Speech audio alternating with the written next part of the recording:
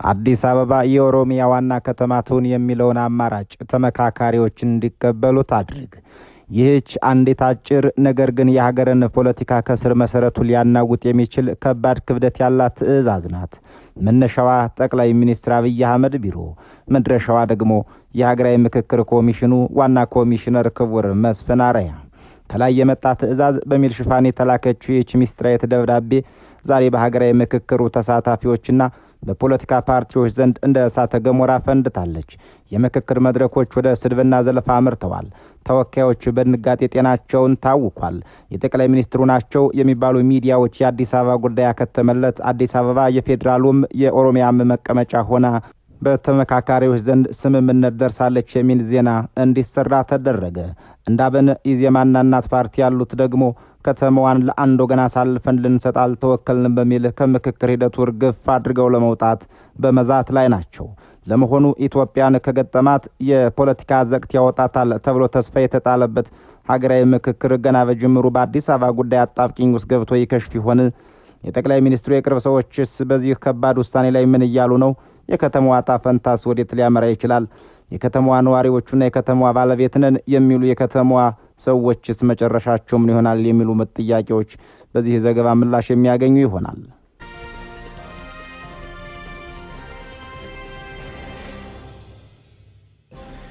ስለ አዲስ አበባ ቆየት ብሎ የወጡ ዘገባዎች ከጠቅላይ ሚኒስትር አብይ አህመድ ቢሮ ወደ ምክክር ኮሚሽኑ ኮሚሽነር ፕሮፌሰር መስፍን አርአያ የተላከች አንዲት አጭር ግን ከባድ ውሳኔ የያዘች ደብዳቤ መኖሯን ያስረዳሉ። አብይ ከላይ የመጣ ትዕዛዝ በሚል ወደ ፕሮፌሰር የላኳት ይህችው ደብዳቤ ዓላማ ግልጽና አንድ ነው። ክቡር ፕሮፌሰር፣ አዲስ አበባ የኦሮሚያ ዋና ከተማ ትሁን የሚለውን አማራጭ ተመካካሪዎችን እንዲቀበሉት ታድርግ የምትል ነች። ከዚህ መልእክት በኋላ ከመላ ኢትዮጵያ ተሰባስበው በሀገራቸው ጉዳይ የሚወያዩ ተወካዮች ክፉኛ እንደተሸበሩ መረጃዎች ወጥተዋል። የውይይት መድረኩ ወደ ዘለፋና ስድብ ከማምራቱም በላይ አንድ ተወካይም በጣም በመበሳጨታቸው የስኳር መጠናቸው ከፍ ብሎ ወደ ሆስፒታል መወሰዳቸው ተሰምቷል። የአማራ ብሔርተኝነት አቀንቃኝ አመራሮችን ለቅሞ አባሮና አስሮ ብልጽግና ቁጥር 2 ሆኗል ሲባል የከረመው የአማራ ብሔራዊ ንቅናቄ አብንም በአዲስ አበባ ጉዳይ ማንንም አልሰማም እያለ ነው። ከተማዋን ለአንድ ወገን ልናስረክብ አልተወከልንም በማለት ጫናው የሚቀጥል ከሆነም ከምክክሩ ወጣለሁ ሲል ተቆጥቷል። ብርሃኑ ነጋ በወንበር የመሰረቱት ኢዜማም እናት ፓርቲም የአብንን ፈለግ እንደሚከተሉ ግልጽ አቋማቸውን አስታውቀዋል። አዲስ አበባ ተደጋግሞ የኢትዮጵያ የአብሮነት የአንድነትና የልዕልና መገለጫ ናት ተብላለች። ይህች ከተማ በአንድ የብሔር ጥበቃ ስር ከወደቀች ኢትዮጵያ አትቀጥልም የሚሉ ድምጾችም በርካቶች ናቸው።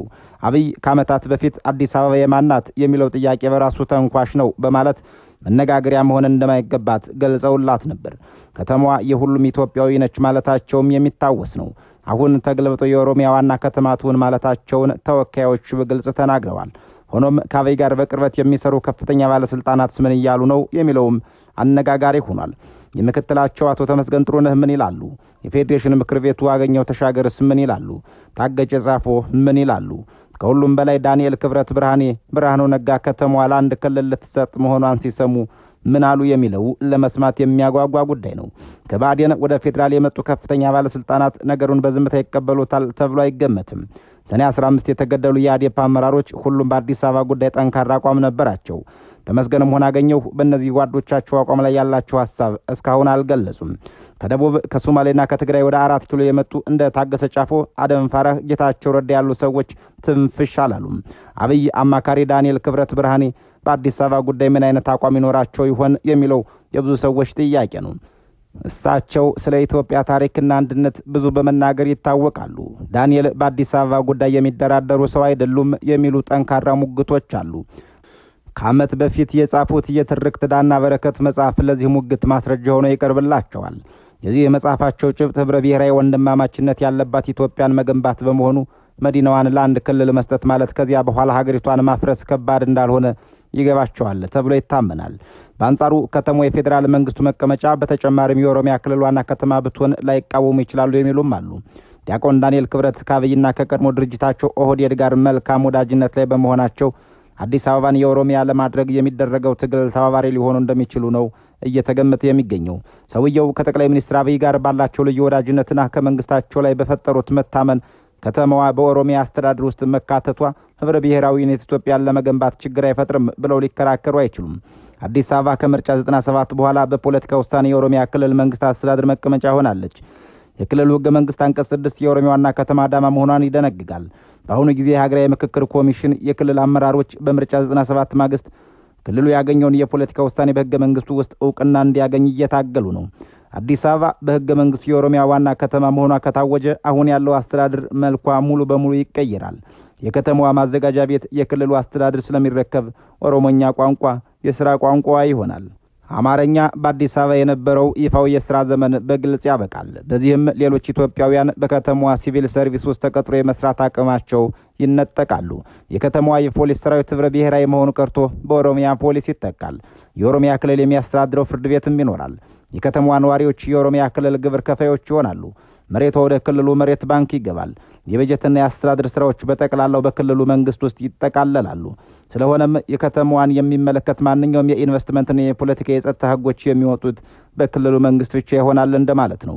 አዲስ አበባ በተጨማሪም የፌዴራል መንግስቱ መቀመጫ ስለምትሆን ሌሎች ኢትዮጵያውያን ያላቸው ዋነኛ ዕድል በውስጧ ባሉ የፌዴራል መንግስቱ ተቋማት ውስጥ ተቀጥሮ መስራት ነው። አዲስ አበባ የኢትዮጵያ ዋና ከተማ፣ የአፍሪካ ህብረት መዲና እንዲሁም የላቀ የፖለቲካና የኢኮኖሚ ብሎም የባህል ማዕከል ናት።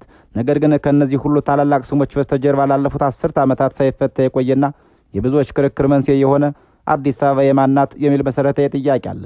ይህ ጥያቄ ዛሬ ደግሞ የሀገሪቱን ከገባችበት የፖለቲካ ዘቅት ያወጣታል ተብሎ ተስፋ የተጣለበትን ሀገራዊ ምክክር ኮሚሽን በከፍተኛ አጣብቂኝ ውስጥ ከቶታል።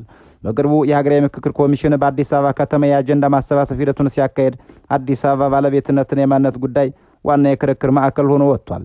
የኢትዮጵያ ሀገራዊ ምክክር ኮሚሽን ከተቋቋመበት ጊዜ ጀምሮ በየክልሎቹ አጀንዳዎችን ሲያሰባስብ ቆይቶ ወደ ዋና ከተማው አዲስ አበባ ሲደርስ ከባድ ፈተና ገጥሞት አስተናግዶታል። አሁንም ያ ፈተና ድጋሚ አገርሽቷል። በአዲስ አበባ በተካሄዱት የአጀንዳ ማሰባሰብ መድረኮች ላይ የተሳተፉ የከተማዋ ነዋሪዎችና የፖለቲካ ተወካዮች ያነሱት ዋና አጀንዳ የከተማዋ ህገ መንግስታዊና ፖለቲካዊ መዋቅር ጉዳይ ነው። ነዋሪዎች ከተማዋ በራሷ ህዝብ የተመረጡ ሙሉ ስልጣን ያለው አስተዳደር ሊኖራት ይገባል ወይስ በፌዴራልና በኦሮሚያ ክልል መካከል ያለች ልዩ ፍላጎት የሚጫንባት አካል ናት በሚለው ላይ ከባድ ክርክር አንስተዋል። የ1987ቱ የፌዴራል ህገ መንግስት አንቀጽ 49 አዲስ አበባን የራስ አስተዳደር መብት ቢደነግግም በሌላ በኩል ደግሞ የኦሮሚያ ክልል በአዲስ አበባ ላይ ያለውን ልዩ ጥቅም ይከበራል ማለቱ እስካሁን ያልተፈታ ቅራኔ ፈጥሯል። በምክክሩ ላይ የተሳተፉ በርካታ አካላት የከተማዋ ነዋሪዎች በትክክል አልተወከሉም፣ የአጀንዳ አመራረጥ ሂደቱም የነዋሪውን ፍላጎትና እውነተኝነት ያንጸባረቀ አይደለም በሚል ጥያቄ አንስተዋል። ይህም በአንድ በኩል የከተማዋ የሁሉም ኢትዮጵያውያን ማዕከል ናት የሚለው ወገን፣ በሌላ በኩል ደግሞ የኦሮሚያ ክልል ታሪካዊና ህገ መንግስታዊ ባለቤትነት አላት የሚለው ወገን ፍጥጫ ውስጥ እንዲገቡ አድርጓቸዋል።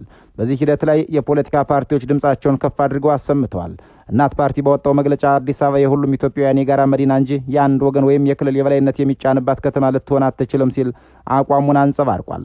ፓርቲው ኮሚሽን እያካሄደ ያለው ሂደት ግልጽነት የጎደለውና የተወሰኑ የፖለቲካ ፍላጎቶችን ለማስፈጸም የታለመ አስመስሎታል ሲልም ወቅሶታል።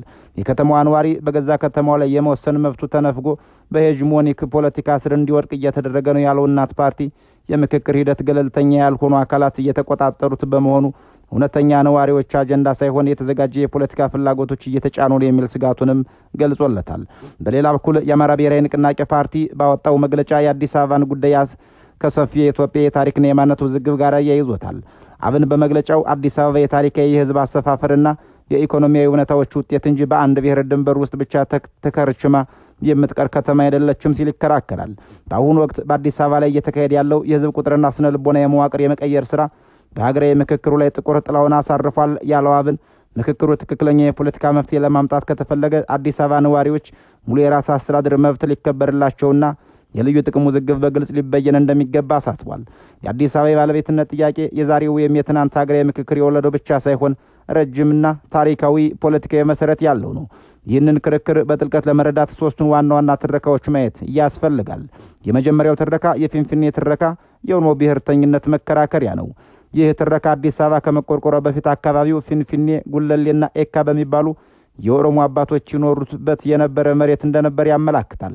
በ19ኛው ክፍለ ዘመን መገባደጃ ላይ በከተማዋ ምስረታ ምክንያት የኦሮሞ አርሶ አደሮች ከመሬታቸው ተፈናቅለዋል የሚል እይታ አለው።